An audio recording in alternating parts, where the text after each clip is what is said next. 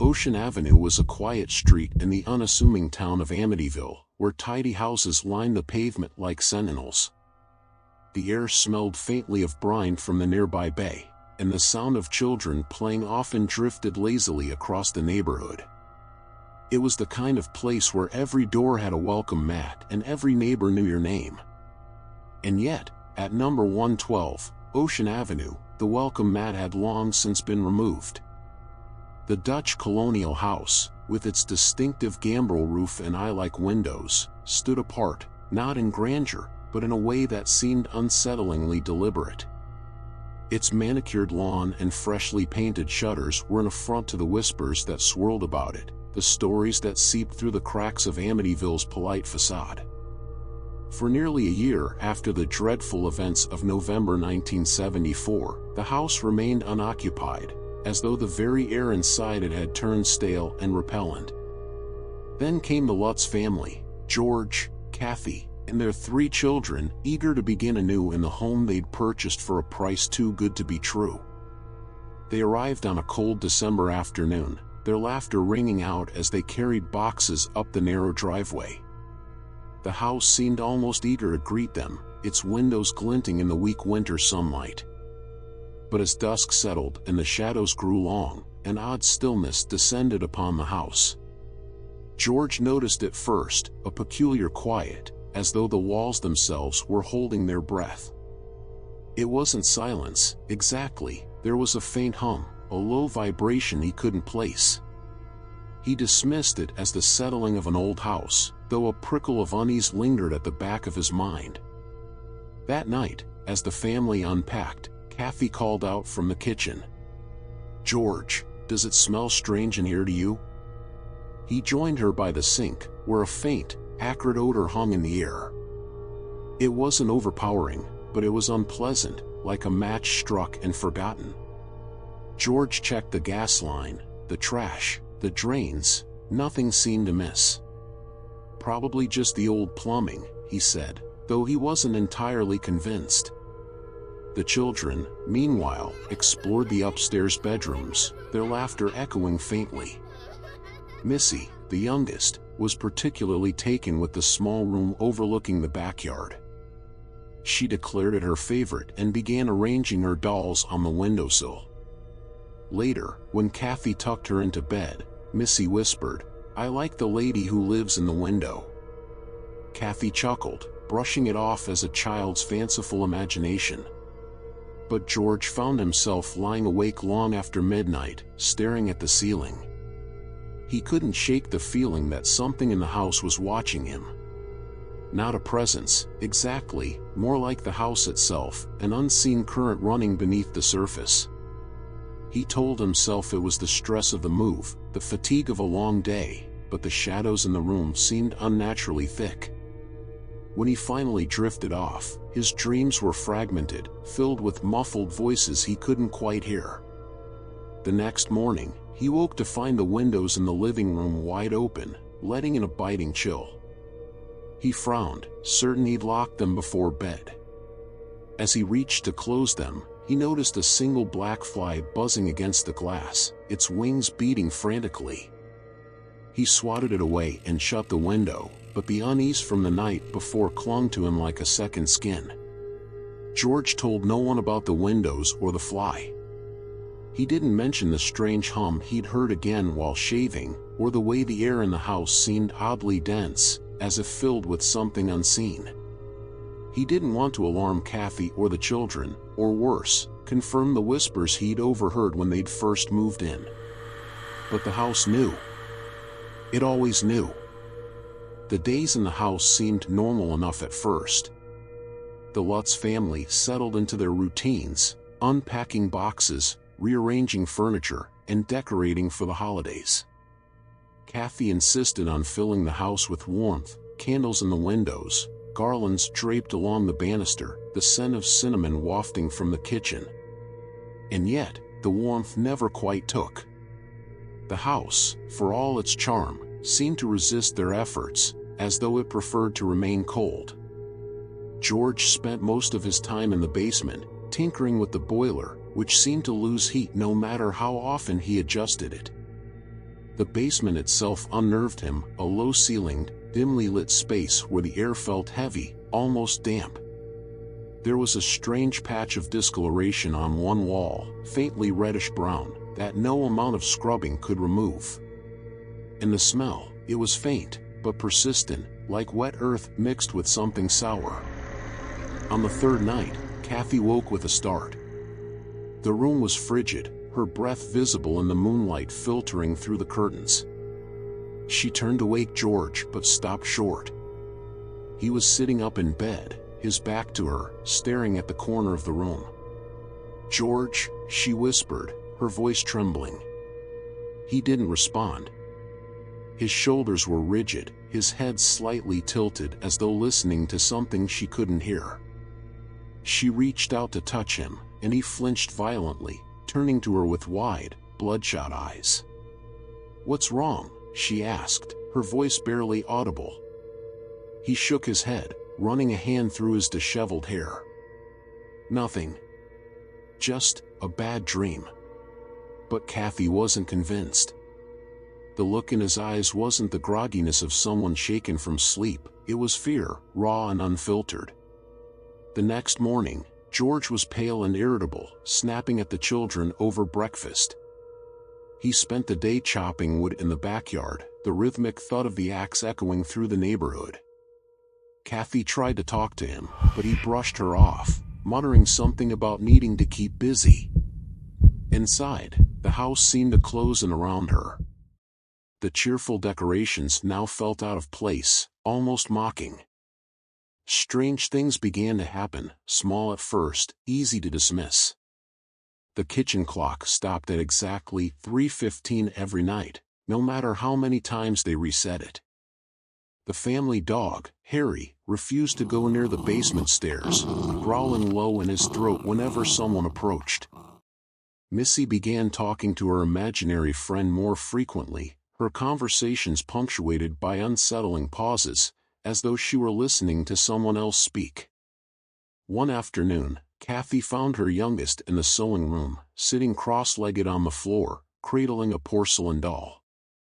The room was icy, despite the heater running full blast. "Missy, what are you doing in here?" "It's freezing." Missy looked up with a vacant smile. "She likes this room," she said simply. "Who does?" "The lady in the window."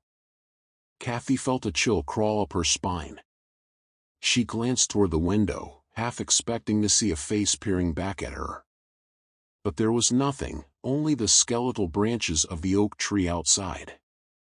That night, Kathy dreamed of the sewing room.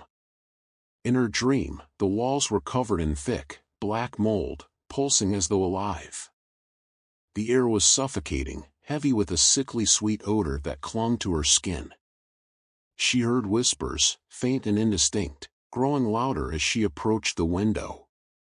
When she reached out to pull back the curtain, a hand shot out from the shadows, grabbing her wrist. She woke with a scream, her heart hammering in her chest.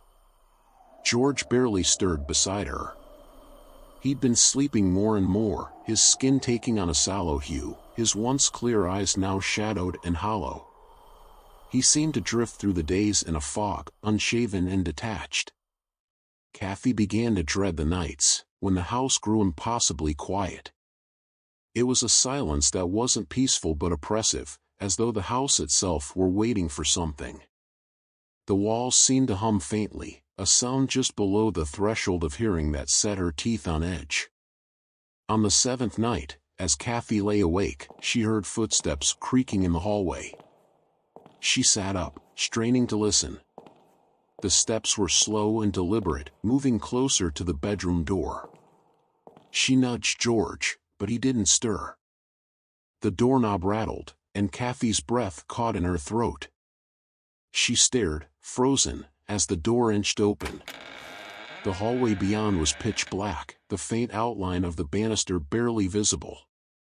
"George," she whispered, her voice breaking. The footsteps stopped. The nights in the house grew longer, or so it seemed. Each evening, the shadows crept in faster, thickening until they swallowed the rooms whole. Kathy found herself avoiding certain corners, certain hallways, places where the darkness seemed to linger even during the day. The air grew heavier, as though the house itself was pressing down on them, suffocating and inescapable. George spent more and more time in the basement, his skin pale, his demeanor cold. He rarely spoke, and when he did, his words were clipped and strange. Kathy began to notice him staring at the children, not with affection or concern, but with something harder to define, a gaze that chilled her to her core. One night, after the children had gone to bed, Kathy found George sitting at the dining room table. A single candle flickered between them, casting long shadows that danced across the walls. His hands were clasped in front of him, his knuckles white. "George," she said softly, sitting across from him. "What's happening to us?" He didn't answer immediately. Instead, he stared at the candle flame, his expression unreadable. Finally, he spoke, his voice low and flat. "The house doesn't want us here." Kathy swallowed hard, her heart pounding in her chest. "What do you mean?" He looked up at her then, his eyes dark and glassy. "It's alive. Can't you feel it?" She wanted to dismiss his words, to chalk them up to exhaustion or stress, but deep down, she knew he wasn't entirely wrong. The house did feel alive, in a way that was deeply, unnervingly wrong. That night, Kathy dreamed again. She was wandering through the house, but it wasn't their house, not exactly. The walls were warped and pulsing, the air thick with the stench of decay. She heard whispers, faint and unintelligible, but growing louder as she moved. They seemed to come from everywhere and nowhere all at once. She found herself in the sewing room, the air icy and still. The whispers were deafening now, a cacophony of voices speaking over one another, their words indistinguishable. She turned toward the window, and there it was, a figure standing just beyond the glass, its face obscured by shadows. She couldn't move, couldn't scream, as the figure raised a hand and pointed directly at her. When she woke, the room was freezing, and the sound of whispers lingered in her ears. She turned to George, but he wasn't there. Panic surged through her as she climbed out of bed, her bare feet hitting the cold wooden floor. She moved through the house, her heart racing, her breath visible in the icy air. The silence was suffocating, broken only by the creak of the floorboards beneath her weight. She found George in the basement, standing in front of the discolored wall. He didn't turn when she called his name. "George," she said again, louder this time. He turned slowly, his face pale, his eyes sunken. "It's here," he whispered. "What's here?" she asked, her voice trembling. He didn't answer. Instead, he reached out and pressed his hand against the wall. For a moment, nothing happened. Then, the wall began to ripple, the discoloration spreading outward like ink in water. Kathy stumbled backward, her pulse pounding in her ears. "We have to leave," she said, her voice shaking. "We have to get out of here." But George didn't move. He stood there, transfixed, as though rooted to the spot. That night, the whispers grew louder. Kathy lay in bed, clutching the covers to her chest, her eyes fixed on the door. She didn't sleep, couldn't sleep, as the house seemed to close in around her. And then, just as dawn began to break, the whispers stopped. The silence that followed was even worse. The next morning, a heavy fog settled over the house, draping it in an oppressive stillness. Kathy moved through the rooms like a ghost herself, her mind clouded with exhaustion and dread. The children noticed her unease, their usual chatter subdued as they ate breakfast. Even the dog, Harry, seemed unwilling to explore the darker corners of the house, instead curling tightly under the table, his ears twitching at every sound. George was quieter than ever. He avoided Kathy's gaze, his face drawn and pale. When he did speak, his words carried a cryptic weight that made her stomach twist. "It's not just us," he muttered at one point, staring out the kitchen window. "What do you mean?" Kathy asked, her voice hushed. "The house, it knows us now," he said, his tone flat. "It knows what we fear." That evening, Kathy decided she couldn't endure another night of unanswered questions. She needed to understand what was happening. While George sat in the living room, staring blankly at the fireplace, she ventured upstairs to the sewing room, the one place in the house that seemed to draw the heaviest darkness. The door creaked as she pushed it open. The air inside was colder than the rest of the house, the kind of chill that seeped into her bones. The small window on the far wall offered little light, casting long, distorted shadows across the room. Kathy stood in the doorway, her heart racing as she scanned the space. Everything looked normal, at least, at first glance. But as her eyes adjusted to the dimness, she noticed something strange. The faint outline of a handprint, smudged onto the inside of the window pane. She approached cautiously, her breath catching in her throat. The handprint was small, almost childlike, but smeared as if whoever left it had been clawing to get out. A sudden noise behind her made her spin around, her pulse pounding. It was faint, almost imperceptible, a shuffle, a creak of the floorboards. "George," she called out, but her voice sounded small in the stillness. No response. Kathy swallowed hard and backed out of the room, closing the door behind her. But as she turned to head back down the stairs, a shadow flickered at the edge of her vision. She froze, her skin prickling with goosebumps. The hallway stretched before her, dim and unnervingly silent. She could have sworn she'd seen movement, but now, there was nothing. Just the oppressive stillness and the faint hum of the house itself. She hurried down the stairs, her footsteps echoing too loudly in the empty space. That night, George retreated to the basement again, leaving Kathy alone with her thoughts. She tried to distract herself with a book, but the words blurred together on the page, her mind wandering back to the handprint on the window. It was past midnight when she heard it, the unmistakable sound of footsteps above her. Slow, deliberate, and too heavy to belong to the children. She sat up, her heart racing as the sound moved across the ceiling, pausing directly above her. For a long moment, the house fell silent again, and she dared to hope it was her imagination. But then the footsteps resumed, descending the stairs with agonizing slowness. Kathy gripped the edges of the blanket, her breath coming in shallow gasps.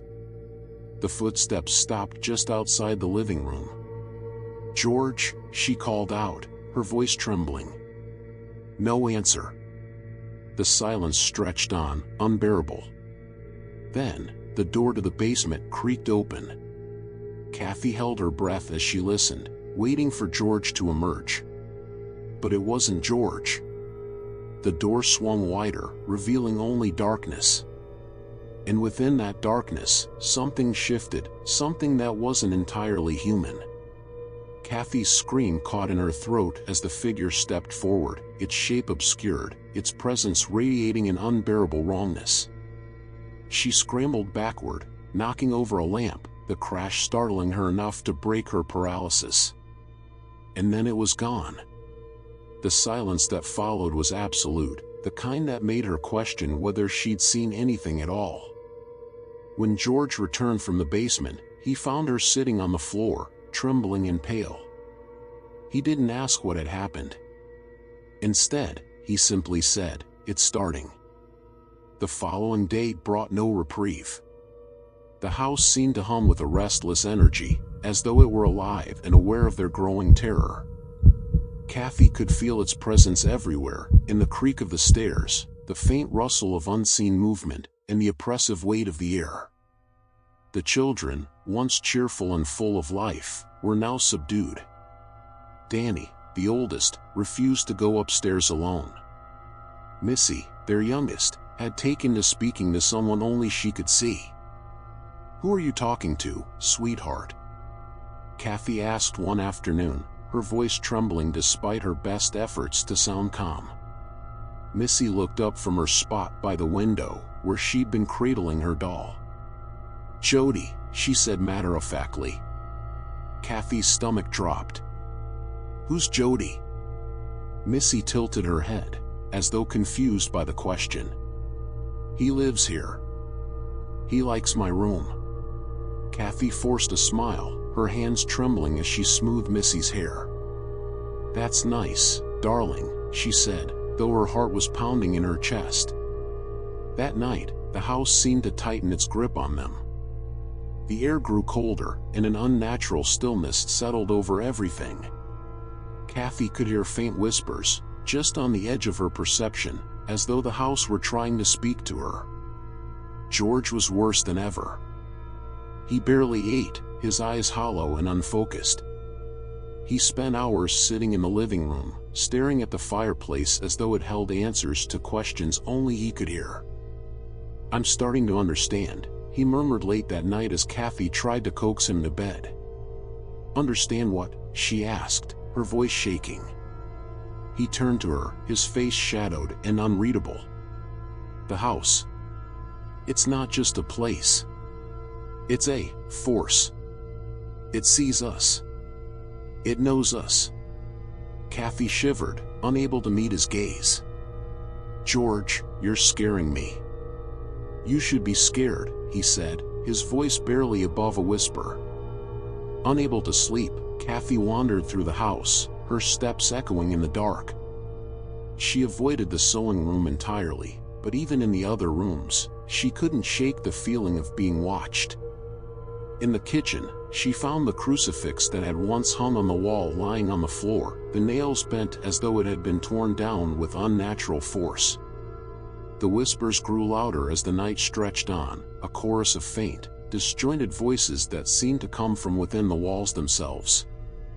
Kathy pressed her hands over her ears, but the sound only grew clearer, the voices intertwining into a single, coherent sentence. "Get out."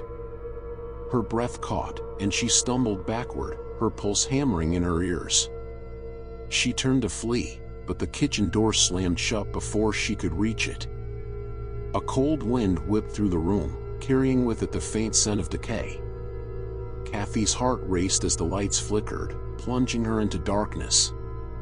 She fumbled for the switch, her hands trembling, but when the light returned, the room was empty, save for the words now scrawled across the wall in jagged letters. "Leave while you can." Kathy backed away, her chest heaving as panic overtook her. She didn't stop until she was upstairs, shaking George awake and babbling incoherently about what she'd seen. But he only stared at her, his expression distant. "It's too late," he said softly. The words sent a chill through her, but she didn't have time to respond. From downstairs came the sound of breaking glass, followed by a low, guttural growl that seemed to shake the very foundation of the house. The children screamed, and Kathy rushed to their rooms, finding them huddled together, their faces pale and tear-streaked. "What's happening, Mom?" Danny asked, his voice trembling. Kathy didn't know how to answer. She held them close, her mind racing as the growl echoed through the house again, louder this time. And then, just as suddenly as it had started, the noise stopped. The silence that followed was deafening, oppressive. But Kathy knew, deep in her soul, that the house wasn't done with them yet. By the time the sun rose the following day, the house was silent again, but its silence was a threat, not a reprieve. Kathy moved like a ghost herself, her thoughts clouded by fear. George had not come to bed, and when she found him in the living room, he looked worse than ever, unkempt, shivering despite the warmth of the morning light, his eyes bloodshot and distant. "We can't stay," Kathy whispered, her voice trembling. "George, we have to leave today." He didn't respond. Instead, he simply stared at the fireplace, his lips moving as if he were speaking to someone she couldn't see. The sight filled her with dread, but she didn't have time to coax him. She had to protect the children. Kathy rushed upstairs to pack their belongings. She threw clothes into suitcases, barely pausing to fold them. Missy's doll sat abandoned on the bed, its once pleasant smile now seeming sinister in the pale morning light. Downstairs, she heard George's voice rise, shouting at something, or someone. She froze, her heart pounding. The house seemed to hold its breath, the walls pressing in closer.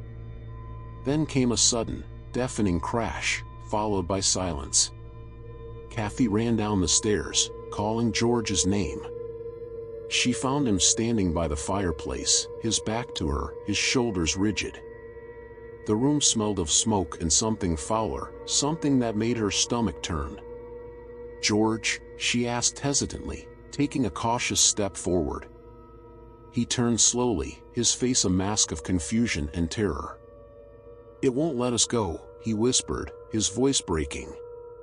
"It won't ever let us go." Before she could respond, a low groaning sound echoed through the house. The walls seemed to tremble, and the temperature plummeted. Kathy clutched her arms to her chest, her breath visible in the icy air. And then she saw it, a shadow creeping along the edges of the room, dark and shapeless, but undeniably alive. It moved with purpose, circling them, its presence suffocating. Kathy screamed for the children, but the shadow seemed to anticipate her.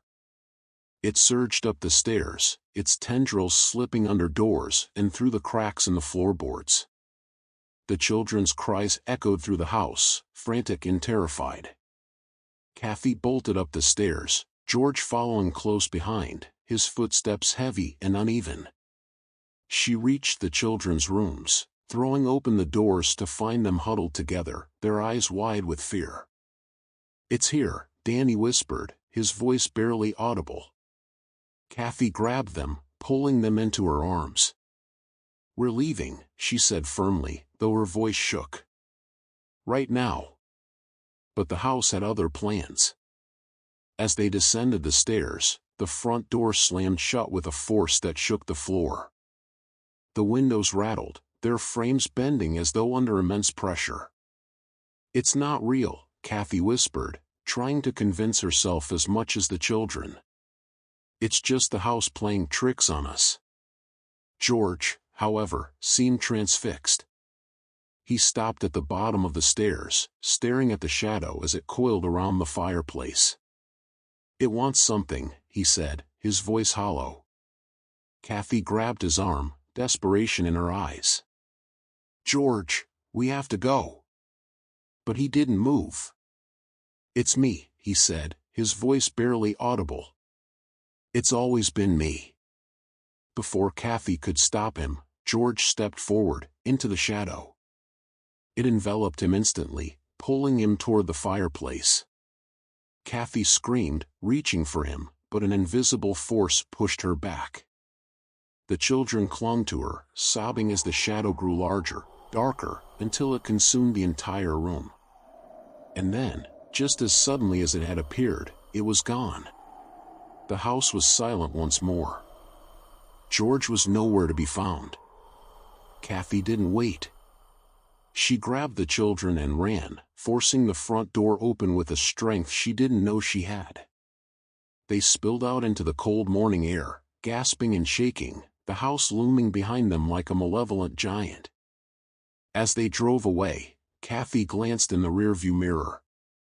The house stood still and silent, its windows dark and empty. But just before the trees swallowed it from view, she thought she saw something, a figure standing in the upstairs window, watching them leave. When they finally reached safety, Kathy reported everything to the authorities. But when they returned to the house, there was no sign of George. The fireplace, once warm and inviting, was sealed shut with bricks that looked as though they had never been disturbed. Years later, when Kathy and her children spoke of the house, they avoided the details. But Missy, now grown, once confided a chilling truth to her mother. "I still see him sometimes," she said. "Who?" Kathy asked, though she already knew the answer. "Jody," Missy replied, her voice barely a whisper. "He's waiting for us to come back." And somewhere in Amityville, the house still stands, its windows like vacant eyes, its secrets buried deep within its walls, waiting for the next family to step inside.